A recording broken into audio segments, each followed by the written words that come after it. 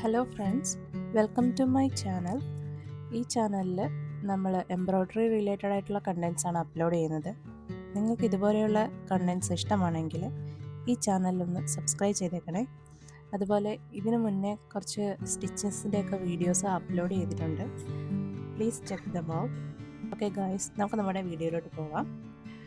ഇന്നത്തെ 1 minute 1 stitch സീരീസിൽ നമ്മൾ നോക്കാൻ പോകുന്നത് ചെയിൻ സ്റ്റിച്ചാണ്. ഇത് ചെയ്യാൻ വേണ്ടിയിട്ട് ആദ്യം ക്ലോത്തിൽ ഇതുപോലെ ഒരു സ്ട്രെയിറ്റ് ലൈൻ വരയ്ക്കുക.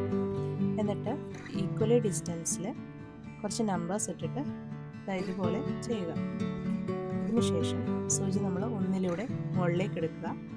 എന്നിട്ട് ഒന്നിലൂടെ തന്നെ താഴേക്ക് എടുക്കുക. താഴേക്ക് എടുക്കുമ്പോൾ ശ്രദ്ധിക്കേണ്ട കാര്യം, നമ്മളിപ്പോൾ എടുത്ത നൂലില്ലേ താഴേക്ക് എടുത്തത്, അത് ടൈറ്റാക്കാൻ പാടില്ല. ഇതുപോലെ ഒന്ന് വലിച്ചു പിടിച്ചിട്ട് വേണം ചെയ്യാൻ വേണ്ടി.